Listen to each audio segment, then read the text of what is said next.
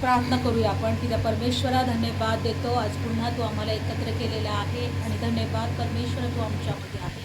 प्रभू येशू, आम्ही जे काही आता वचन घेऊ त्या वचनाद्वारे तू आमच्याशी बोल प्रभू. वचनाद्वारे तू आम्हाला प्रत्येकाला आशीर्वाद दे प्रभू. वचनाद्वारे परमेश्वर तुझ्या लेकरांना स्पर्श कर प्रभू. आम्ही म्हणतो परमेश्वर आम्हाला प्रत्येकाला तुझी गरज आहे. प्रभू येशू, तू आम्हाला वचन दिलंय, तुम्ही जिथे कुठे माझ्या नावाने एकत्र याल मी तुमच्यामध्ये आहे. आणि प्रभू, आज जी काही आम्ही तुझी भक्ती केली माझ्या देवा, तू सर्व ऐकली प्रभू. आणि परमेश्वर तू आमचं विश्वासाने एकत्र येणं पाहिलं प्रभू. आणि प्रभू, आज आम्ही प्रार्थना करतो की आज आमच्या प्रभू परमेश्वरा एकत्र येण्याच्या द्वारे तू गौरवला जा, तू उंचवला जा आणि तुझ्या लेकरांना आशीर्वाद दे. आज जे कोणी प्रभू आजचं वचन ऐकत आहे देवा, त्यांना पण तू आशीर्वाद दे, त्यांनाही तुझ्या कृपेमध्ये घे, त्यांनाही परमेश्वर तू आशीर्वादित कर आणि हो दे तुझं आणि तुझं गौरव प्रत्येकाच्या द्वारे. पवित्र आत्मा तू सहाय्य कर, पवित्र आत्मा तू कृपा पुरव. आज जे काही वचन आम्ही घेऊ प्रभू आशीर्वादित कर. प्रभू येशूच्या नावामध्ये प्रार्थना करतो, आमेन. Praise the Lord. बायबलमध्ये दिलेलं आहे, आपण वचनामध्ये पाहणार आहोत. काढू आपण वचन 2 इतिहास आणि पहिला अध्याय. काढू आपण वचन 2 इतिहास आणि पहिला अध्याय. धन्यवाद प्रभू, धन्यवाद नित्य परमेश्वर. हालेलुया. काढले सर्वांनी? 2 इतिहास आणि पहिला अध्याय. बायबलमध्ये दिलेला आहे, परमेश्वराने शलमोनला राजा बनवलं. शलमोन हा देवाचा निवडलेला राजा होता. आणि बायबलमध्ये दिलेला आहे तो दाऊदाचा मुलगा होता. आणि देवाच्या वचनामध्ये असं दिलेलं आहे की परमेश्वराने त्याला जेव्हा राजा केला तेव्हा त्याने देवाच्या तो मंदिरामध्ये एक ठिकाणी गेला आणि तिथं त्यानंतर त्याने काय केली, देवाची भक्ती केली. की नाही? आज आपण बघणार आहोत जसं आज आपण या ठिकाणी देवाची भक्ती केली आणि आज जसं आपण देवाकडे आपण प्रार्थना करू, विश्वास ठेवायचा का देव आमची भक्तीसुद्धा आशीर्वादित करणार, आम्हालासुद्धा देव आशीर्वाद देईल आणि आमच्या पण प्रार्थना देव ऐकेल. Praise Lord. म्हणून बायबलमध्ये दिले बघा, आपण शलमोनाच्या द्वारे आज आपण शिकणार आहोत. देवाचं वचन सांगतं, 2 इतिहास पहिला अध्याय. दाविदाचा मुलगा शलमोन आपल्या राज्यात स्थिर झाला आणि परमेश्वर त्याचा देव त्याच्या संगती होता आणि त्याने त्याला थोर केले. कोणी? परमेश्वराने. पुढं, आणि शलमोन सर्व इस्रायलाशी, हजारांच्या, शंभराच्या सरदाराशी, न्यायाधीशाशी आणि सर्व इस्रायलच्या सर्व अधिपतींशी आणि वडिलांच्या घराण्याच्या मुख्यांशी बोलला. मग शलमोन आणि त्याच्याबरोबर सर्व समुदाय गिबोनातल्या उंच स्थानात गेले, कारण परमेश्वरचा सेवक मोशे याने देवाच्या सभेचा जो मंडप रानात केला होता तो तिथे होता. बघा, बायबल सांगतं शलमोन एक राजा होता. कोण होता? पण बायबल सांगतं की परमेश्वराने त्याला थोर केलं होतं, परमेश्वराने त्याला राजा बनवला होता, परमेश्वराने त्याला खूप मोठा आशीर्वाद दिला होता. आणि बायबलमध्ये दिले, या शलमोन राजाने सर्व आपल्या राज्यातील जे 100 लोकांच्यावर अधिकारी असतो त्या अधिकाऱ्याशी, सरदारांशी, न्यायाधीशाशी आणि इस्रायलचे जे पण अधिपती होते, वडीलधारी लोक होते, जे कोणी राज्यातले मोठे मोठे लोक होते त्यांच्याशी तो बोलला. आणि बायबलमध्ये दिलंय की तो त्यांना म्हटला की आपण गिबोनातल्या उंच स्थानामध्ये जाऊया. कुठे जाऊया? कशासाठी माहिती? देवाला शोधण्यासाठी किंवा देवाची भक्ती करण्यासाठी. गिबोनातल्या उंच स्थानामध्ये. कुठं? म्हणजे बायबल सांगतं की त्या गिबोनातल्या उंच स्थानामध्ये जर तुम्ही वाचलं तर त्या ठिकाणी देवाच्या सभेचा मंडप रानात केलेला होता. त्या उंच स्थानामध्ये काय होता? देवाच्या सभेचा मंडप. काय होता? मंडप म्हणजे मंदिर. तात्पुरता ज्याला बांधलेला असतं त्याला मंडप म्हणतात, हो की नाही? जसं आपण लग्नामध्ये मंडप बांधतो ना, पण ते तात्पुरता असतो की नाही, तो पूर्णपणे जास्त वेळासाठी नसतो, काही खूप दिवसांसाठी नसतो किंवा कायमस्वरूपी नसतो.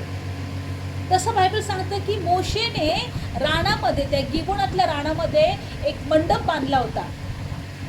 आणि त्या ठिकाणी बायबलमध्ये दिले की होमरपणाची वेदी होती. ते मंडपाच्या जवळ काय होती? तिथे सगळे लोक दर्शनासाठी, देवाच्या दर्शनासाठी त्या उंच स्थानामध्ये जात होते. कुठं जात होते ते? उंच स्थान. आज पण जर तुम्ही बघितले तर अनेक मंदिरं कुठं असतात? उंच स्थानामध्ये किंवा डोंगरावर असतात.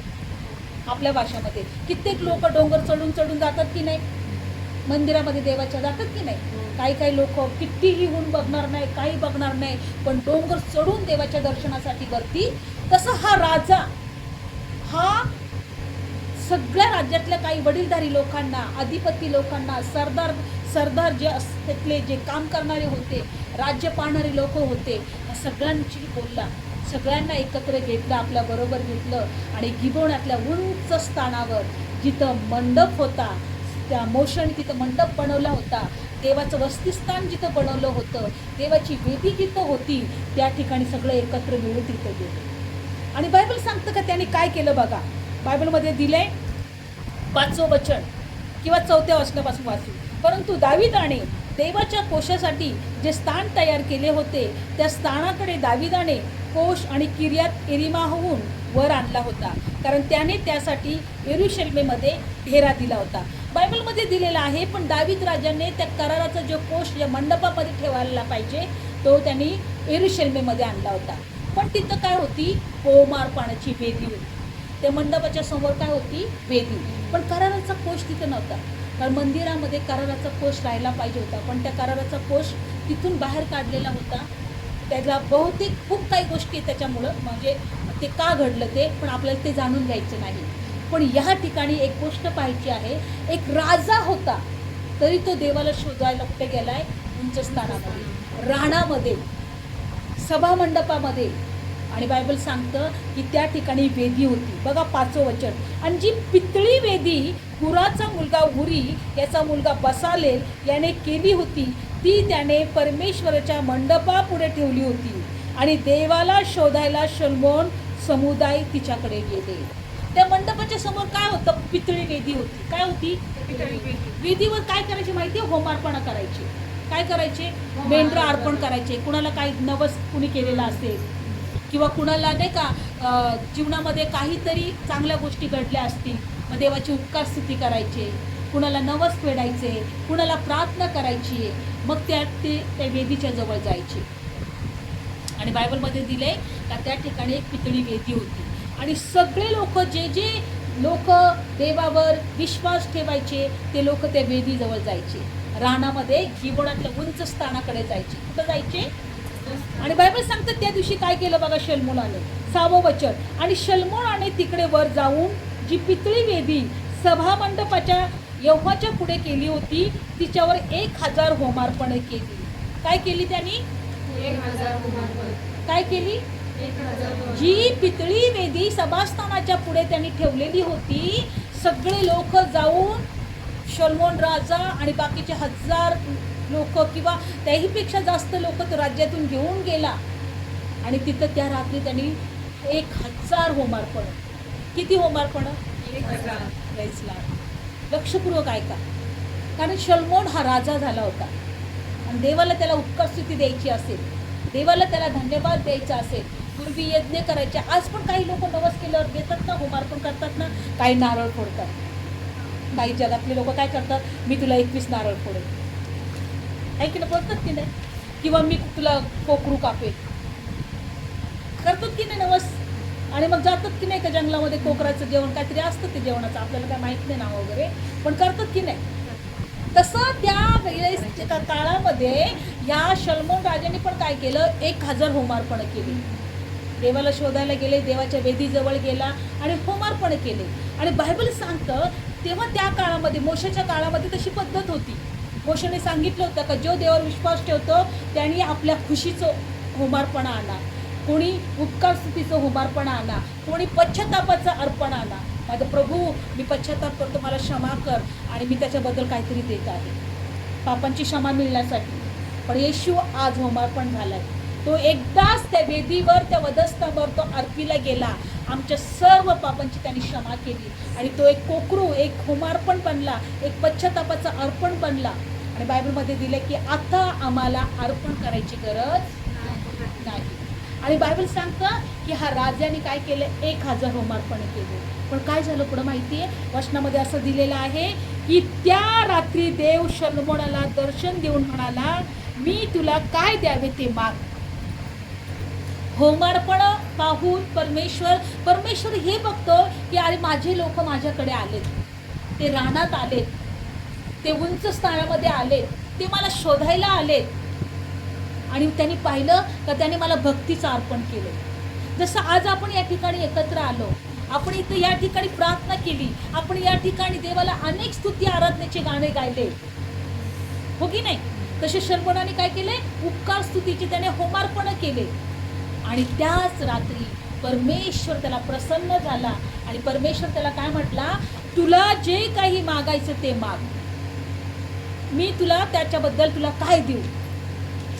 तुम्हाला शोधत आलायस, तुम्हाला या ठिकाणी होमार्पण केली आहेत, तुला काय पाहिजे सांग. दर्शन दिलं परमेश्वराने रात्री शलोमोनाला.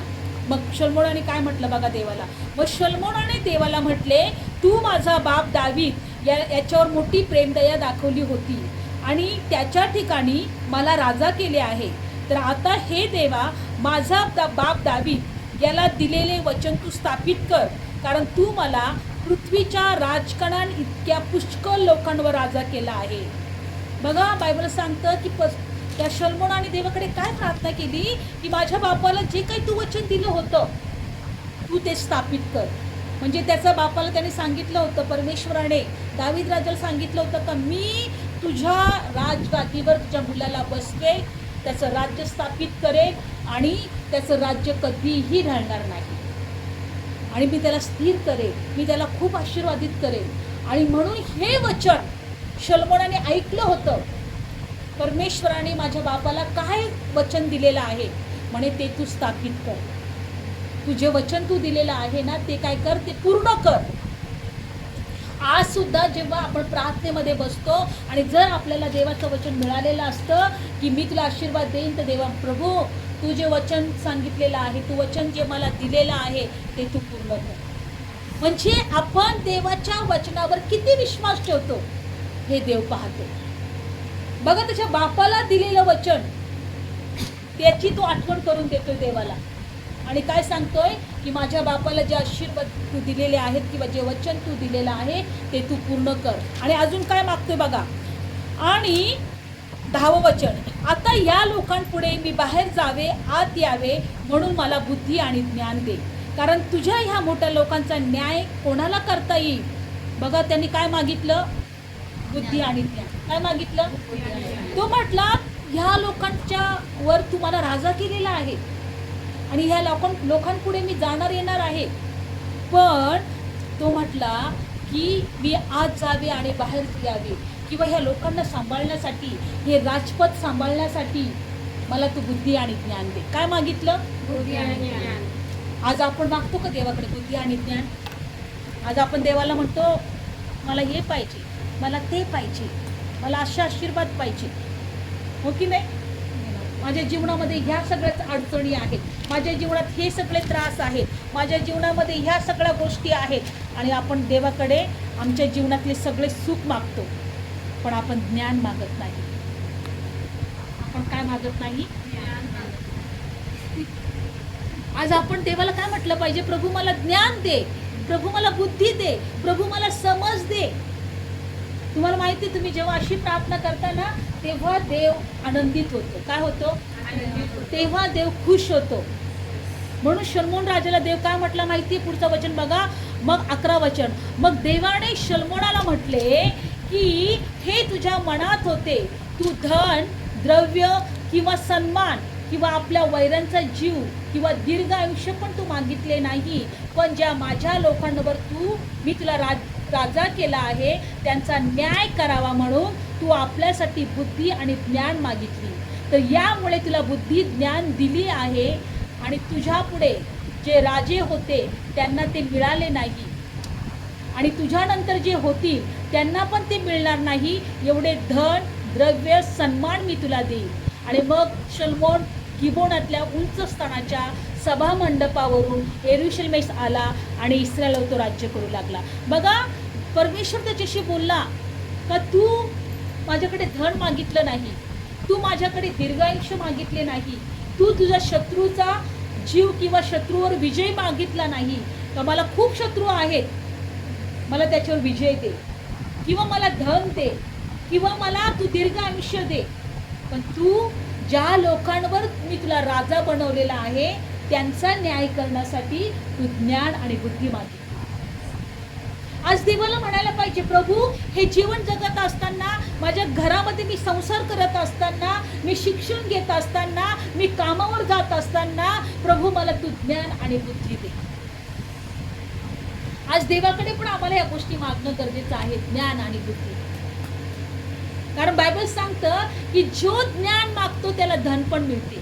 कारण बघा ह्या वचनात दिलंय, त्याला एवढं धन आणि द्रव्य आणि सन्मान देवाने दिला, तर सगळ्या त्याच्या राज्यामध्ये त्याचं ज्ञान ऐकण्यासाठी पृथ्वीवरून लांबून लांबून लोक यायचे. आणि बायबलमध्ये दिले ते खाली हाताने नव्हते येत, ते भेटवस्तू घेऊन यायचे. कोणी सोने, कोणी चांदी, कोणी हिरे, कोणी मोती. बायबल सांगते एक शबाची राणी, दक्षिणमधली राणी लांबून, कुठून तरी लांबून, खूप लांब पृथ्वीच्या टोकावर राहत होती. आणि जेव्हा तिने ऐकलं की शल्मोनाकडे देवाने खूप त्याला ज्ञान दिलेलं आहे, आणि शल्मोनेने आपल्या ज्ञानाद्वारे आपला राजवाडा खूप सुंदर केलेला होता. आपल्या राज्यामध्ये त्यांनी सोन्याच्या सुद्धा ढाली केल्या होत्या. त्यांनी आपल्या राज्यामध्ये सगळे सुखी आणि समृद्धी आणि शांतीमध्ये होते. त्याच्या ज्ञानाच्या द्वारे कोणत्याच गोष्टीची कमतरता पडत नव्हती. आणि शल्मोनाची कीर्ती लांब लांबपर्यंत पसरली. आणि जेव्हा त्या राणीने ऐकलं, ती खूप सारे सोनं, संपत्ती, खूप सगळ्या गोष्टी आपल्या बरोबर तिने घेतल्या, घोडे, रथ बीत घेतले आणि शल्मोनाला भेटायला आली. आणि तिने बघितलं का शल्मोनाचा राजवाडा किती भारी आहे, शल्मोनाचा राज्यातलं ते राजमहाल किती भारी आहे, तिथं जे राहतो ते राज्य किती सुंदर आहे, आणि किती सगळं काही चांगलं त्यांनी बनवलेलं आहे. आणि त्याचं ज्ञान ऐकण्यासाठी ती शल्मोनाकडे आली. मला तुम्हाला हेच सांगायचं आहे, देवाच्या ज्ञानाकडे लक्ष द्या, देवाच्या वचनाकडे लक्ष द्या, सगळ्या गोष्टी त्याच्यानंतर आम्हाला मिळतील. Praise Lord. म्हणून बायबलमध्ये काय दिलेलं आहे, नीतिसूत्रामध्ये एका वचनात दिलेलं आहे की ज्याला ज्ञान मिळाला त्याला काय काय मिळतं. बघा, आज आम्हाला असं वाटतं की आम्हाला ज्ञान मागायची गरज नाही आहे, पण जर आम्ही देवाच्या ज्ञानाकडे कान लावले, जर आम्ही देवाच्या ज्ञानाचा शोध लावला, जर आम्ही देवाच्या ज्ञानाकडे आम्ही आमचं हृदय लावलं, किंवा देवाला जर आम्ही ज्ञान मागितलं, तर आम्ही नक्कीच सुखी होणार. नीतिसूत्र 3 अध्यायमध्ये काढूया आपण वचन. नीतिसूत्र 3 अध्याय काढूया आणि 13 वचन वाचा.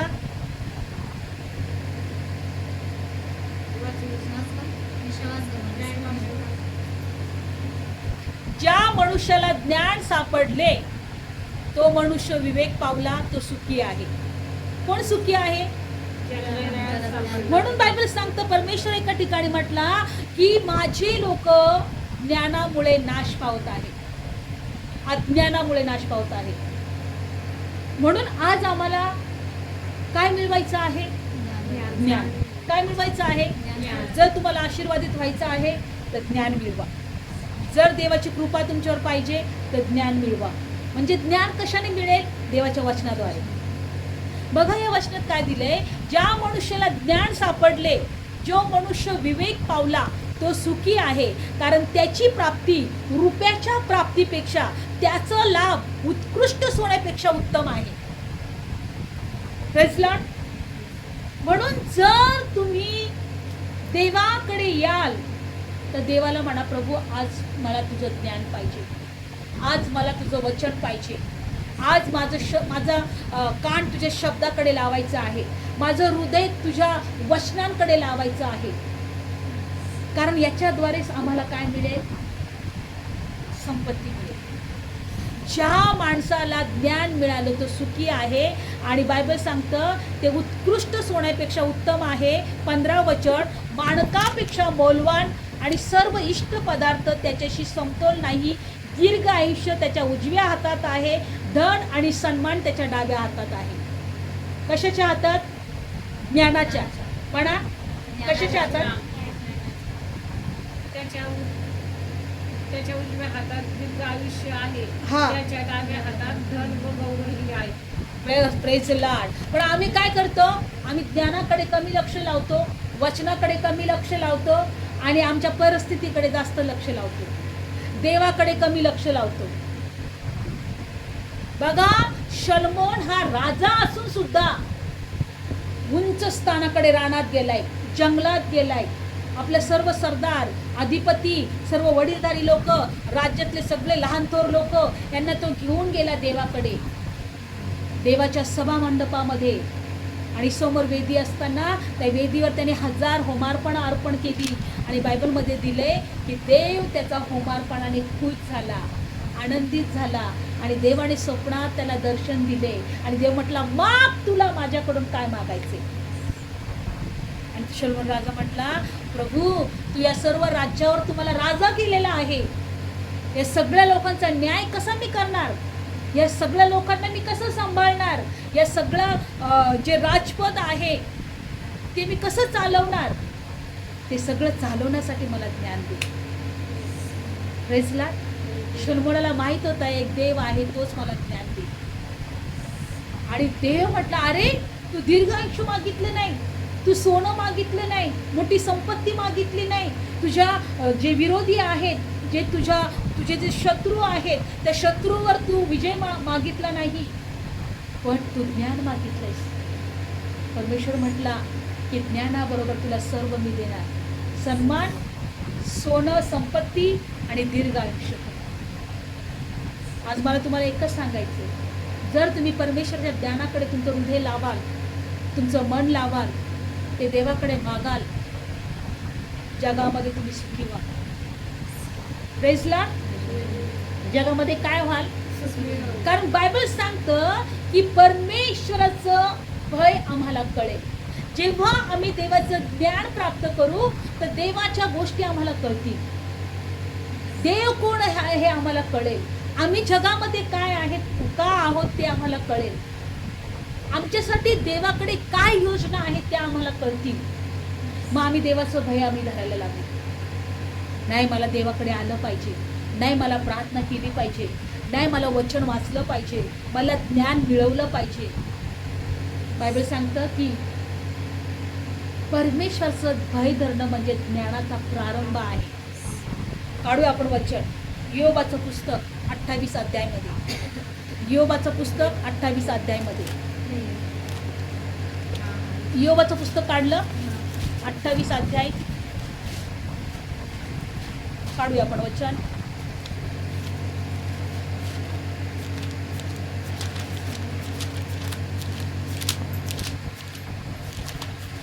अध्याय काढलं सर्वांनी? धन्यवाद येशू. योग 28 अध्याय सगळ्यांनी काढूया आपण. त्याच्यामध्ये दिलंय, एकच मिनिट. 28 अध्याय 28 वचन वाचा.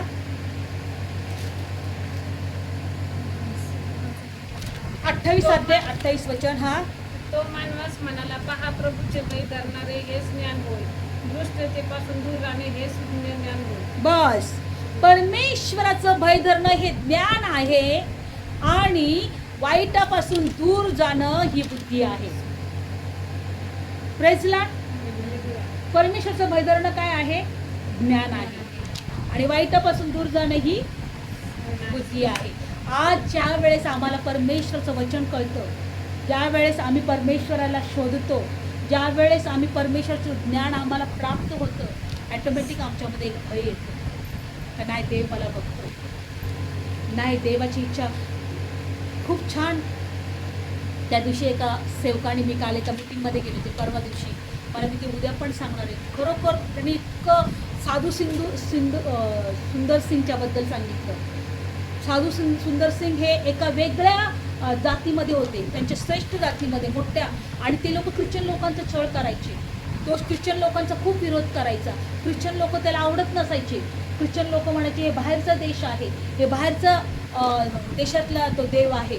आणि मग तो जे प्रार्थना करायचे त्या लोकांना काय करायचा? छळ करायचा, त्यांना तो धमकवायचा, त्यांना मारायचा. एक दिवस ते खूप आजारी पडले, त्यांच्या जीवनात खूप प्रॉब्लेम चालू झाले आणि मग त्यांनी आत्महत्या करायचा प्रयत्न केला. मग ते रेल्वेखाली आत्महत्या करायला गेले आणि त्यांनी फक्त एकच म्हटलं का कोण आहे देव, जगामध्ये खरंच जर देव असेल तर त्यांनी मला दर्शन द्यावं. आणि त्या क्षणी प्रभू येशूने त्यांना दर्शन दिलं. आणि त्यांनी जेव्हा दर्शन पाहिलं, त्यांनी जेव्हा येशूला स्वतः पाहिलं, तेव्हा त्यांनी त्याच्या घरी गेला आणि त्यांनी घरच्यांना सांगितलं का मी येशूला पाहिलं, येशूने मला दर्शन दिलंय आणि आता मी येशूसाठी जगणार आहे, मला येशूची गरज आहे.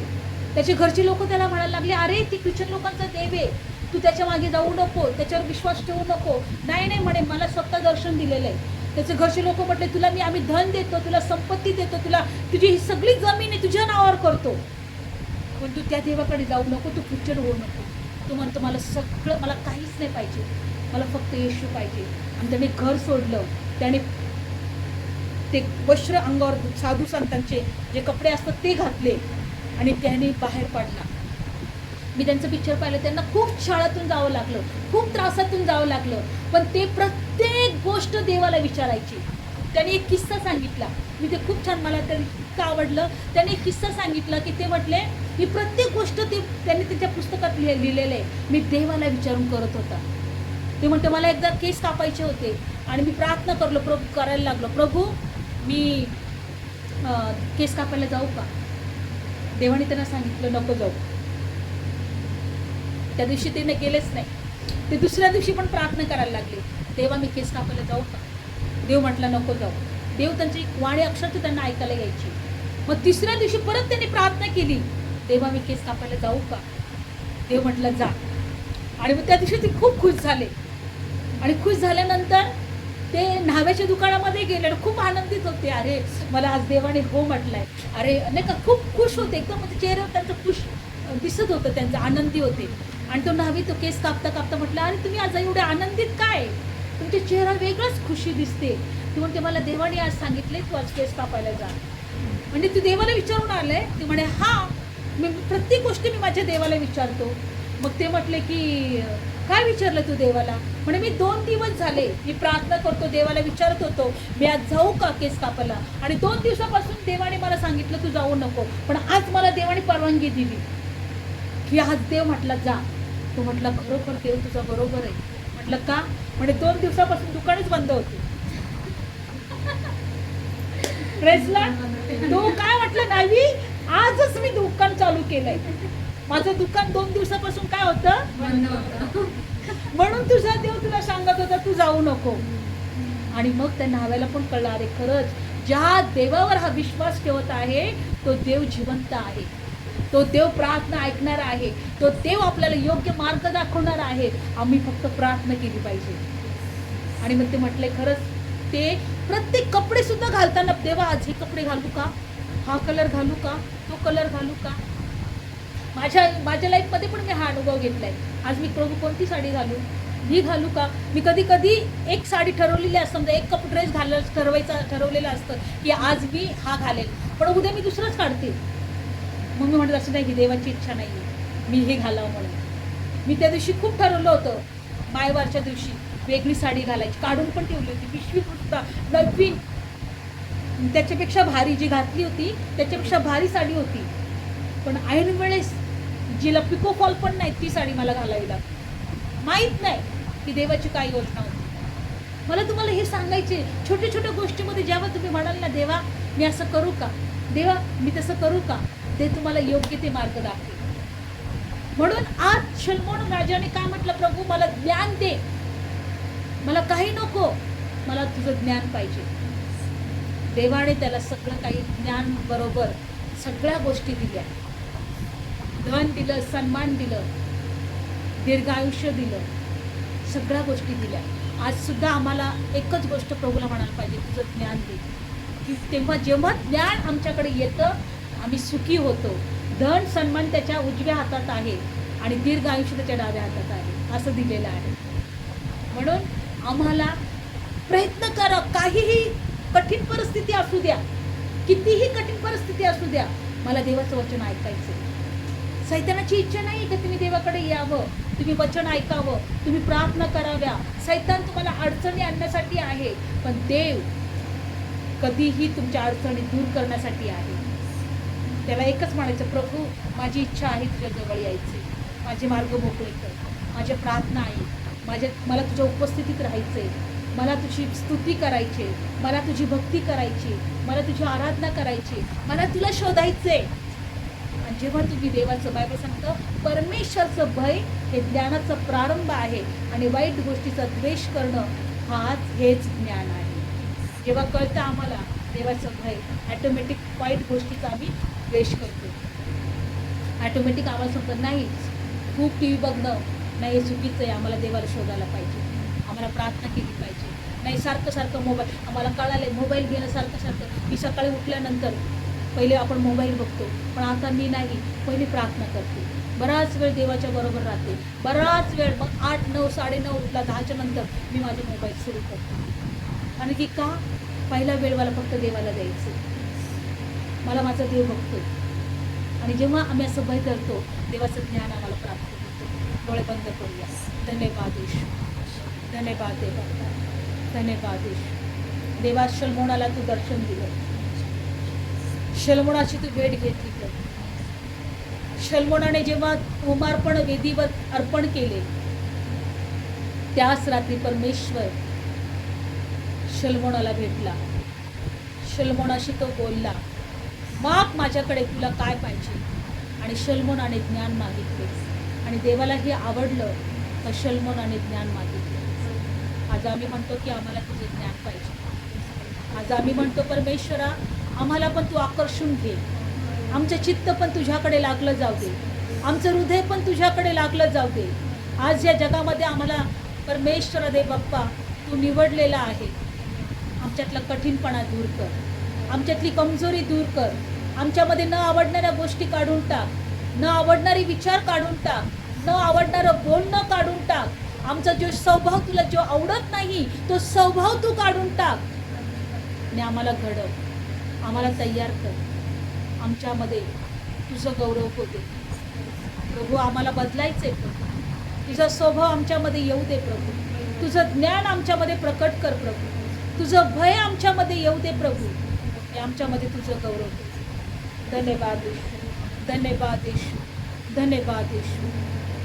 तेरे वचनों को मैं सुन सकूं, तेरे आँखों से मैं देख सकूं, एक ऐसी कृपा कर दे मुझ पर यीशु. तेरे वचनों को मैं सुन सकूं, तेरी आँखों से मैं देख सकूं, एक ऐसी कृपा कर दे मुझ पर यीशु. हो दुगना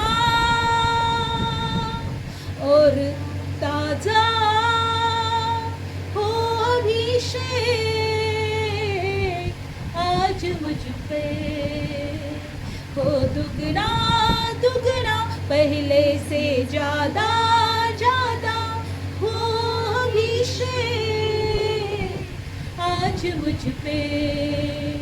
एक बारिश की तरह एक अग्नि के समान या गिर जाए मुझ पर, एक चादर के समान.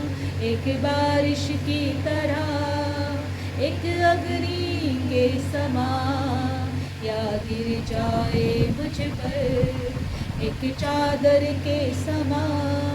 हो दुगना और ताजा हो अभिषेक आज मुझ पे. अभिषेक कर दे मुझे तेरी रूह से कि मैं बन सकूं हुबेहुब तेरे जैसे. अभिषेक कर दे मुझे तेरी रूह से कि मैं बन सकूं हुबेहुब तेरे जैसे. हो दुगना और ज्यादा हो अभिषेक आज मुझ पे. प्रभू तुझं वचन आम्हाला ऐकण्यासाठी कृपा दे प्रभू येशू. आम्हाला दे बाप्पा ते डोळे दे परमेश्वरा, ते हृदय दे परमेश्वर दे बाप्पा. आम्हाला नव्याने तू घडव प्रभू. आम्हाला आमच्यामध्ये परमेश्वर तुझा स्वभाव येऊ दे. तुझ्या स्वरूपासारखं घडव प्रभू. तुझ्या ज्ञानाने आम्हाला भर प्रभू. तुझ्या ज्ञानाकडे आमचं हृदय लागू दे प्रभू. आज जे कोणी ऐकत आहे आणि ते प्रत्येकाला प्रभू आशीर्वाद दे प्रभू. तुझ्या कृपेमध्ये घे प्रभू. येशूच्या नावाची प्रार्थना करतो. आमेन.